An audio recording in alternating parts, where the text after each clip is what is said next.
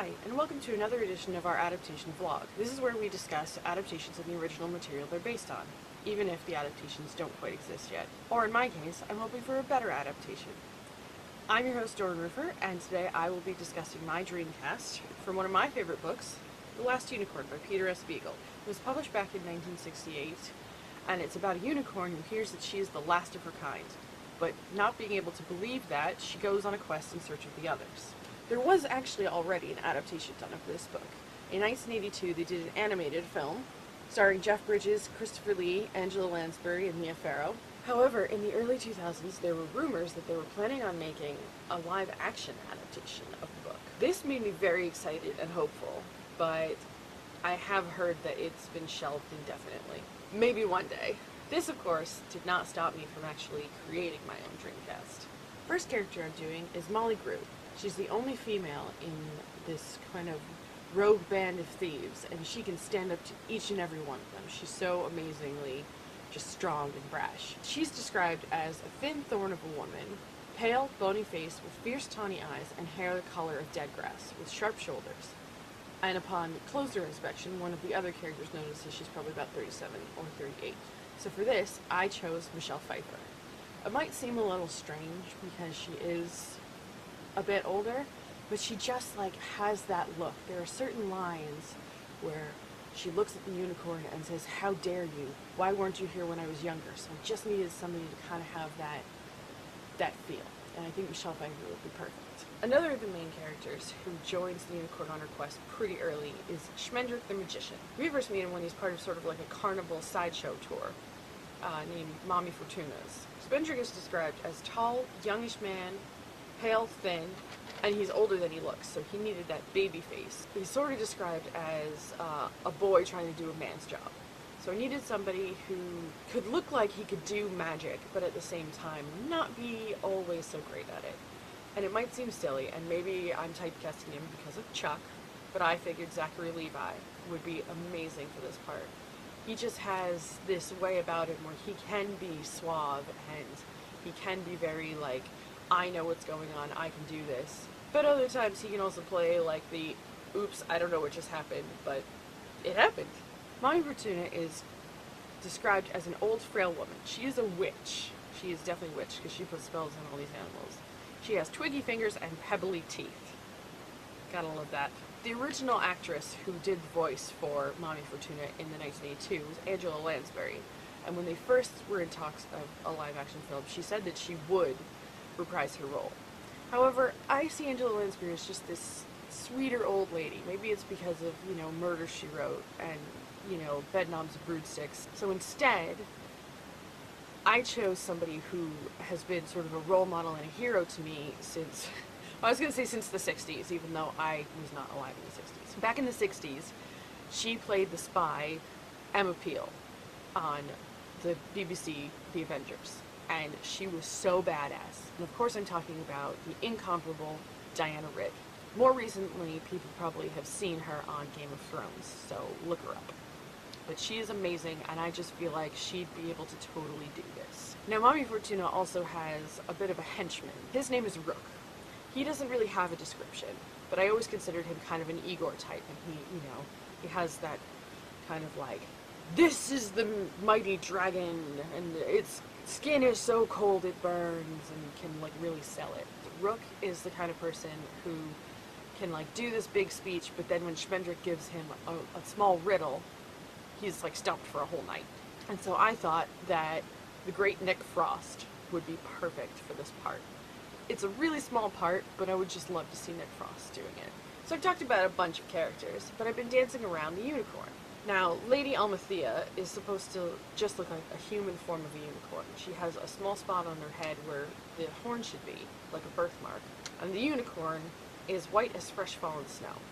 So Lady Thea is described as her skin being the color of snow by moonlight. She has fine tangled hair, white as a waterfall, eyes as dark and as deep as the sea, and illuminated, like the sea, by strange glimmering creatures that never rise to the surface. That's pretty ethereal. There's just this part in the book where she awakens confused and she realizes what has happened to her. And to go from this immortal unicorn, this majestic, not really needing all the human emotions thing, unicorn, to suddenly being this frail young girl, I needed somebody who had that kind of ethereal look in her eyes, where she could be distant, but also be able to like pull forward and be what she needed to be when she spoke. And so for this, I decided on Saoirse Ronan. And yes, that is how you pronounce her name. I've seen her do many different types of roles, and she's got an amazing range, and I just feel like she would pull this off really well.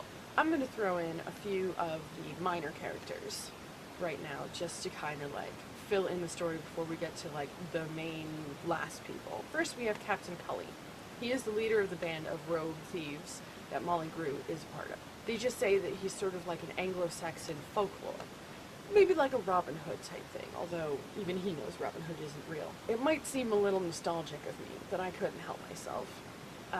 Since Jeff Bridges did a voice in the original, I didn't want to leave him out of this cast. And so I figure the leader of a band of thieves and kind of a guy who's all against King Haggard, but also, you know, part of a band of misfits, it just seems like Jeff Bridges would be the right person for the role. Then we have Dorin. Dorin is the only man who is named in this hostile group of paranoid, delusional penny pinchers of this town. His only description is that he's middle-aged and he wears fancy but dull clothing. The way he's introduced as like this hard paranoid man who like doesn't want anybody in his town type thing, but then like throws his arms around him and says, "Oh, so you said you're hungry, come on in." I thought that the perfect person for this, even though it's a small role, would be Bill Murray. He would just play it off really well. The last of the small characters is another magician who is the sort of royal magician of King Haggard.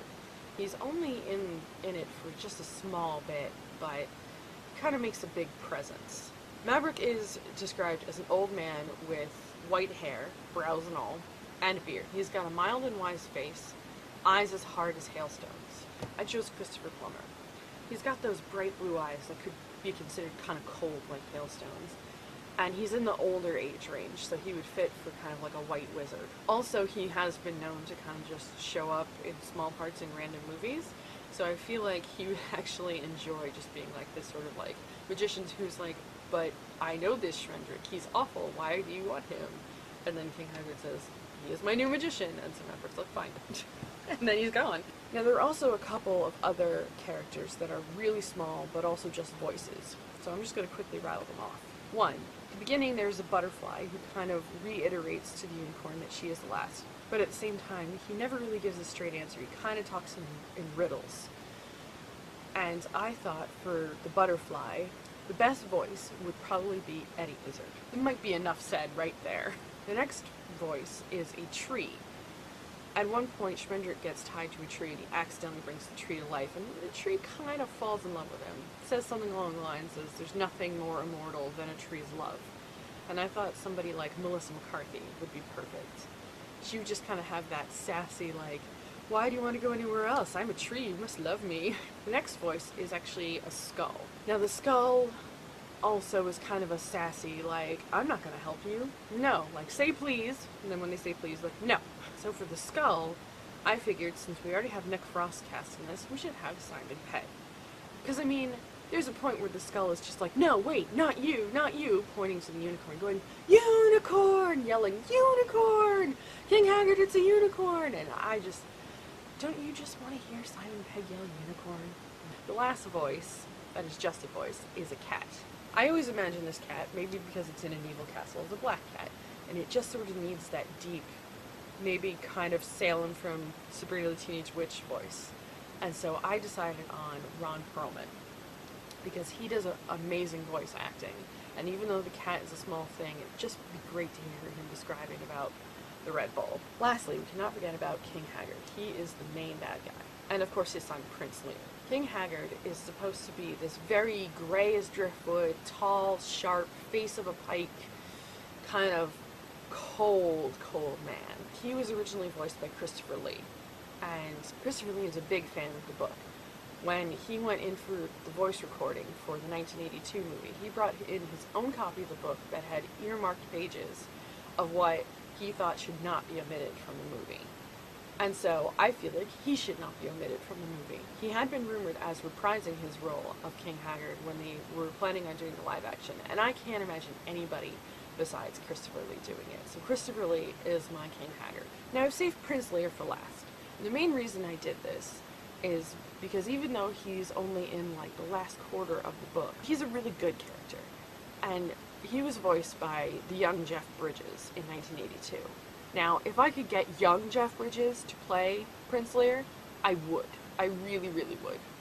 And so that's sort of the problem. It's like, I'm looking for somebody that's sort of like this young prince who's kind of beefy, but, you know, but also he's into songs and poetry.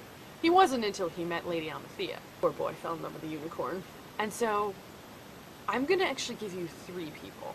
First, I figured that somebody like Jake Abel would be able to do this. He's just kind of got that face, like, you know, he's got that princely face where he could totally fall in love with Saoirse Ronan. We've seen him do it in The Host, but also, you know, we've seen him do lots of different things, like when he was on Supernatural, and I just think he's a fabulous actor. Number 2 would be Robbie Amell. I first saw Robbie Amell on Nickelodeon's True Jackson VP. And he was just so adorable, and he had such a stage presence. He was really right there. He's got that amazing, like, you know, strong look. But part of me doesn't really want the really obviously handsome, princely people. I know that Jake Abel and Robbie Amell could probably do it really well. But choice number 3, and the one that I thought of and then couldn't let go of, and everybody's going to think it's really weird, Kyle Gallner. I mean, I don't know that you would imagine Kyle Gallner being the one to slay dragons or cut off an ogre's head and try to show it as a prize to Lady Thea, but I also feel like Kyle Gallner has not really gotten a chance to do something like that. And I'd really like to see him do it. I think that he really could. But I guess in the end I couldn't decide between those 3, so you guys can let me know what you think. I'm sure you all think I'm crazy for saying Kyle Gallner being Prince Lear, but he might just be my Prince Lear. My Dreamcast anyway. If you have anything to add, or if you're thinking anything in contrast to me, please let us know. You can find us on all the different social media platforms if you want to just talk to us. We are there, Facebook, Twitter, Tumblr, and don't forget to subscribe us in all the platforms. And feel free to subscribe to our podcast and let us know what you think. Until next time, keep dreaming up those Dreamcasts. I know I will.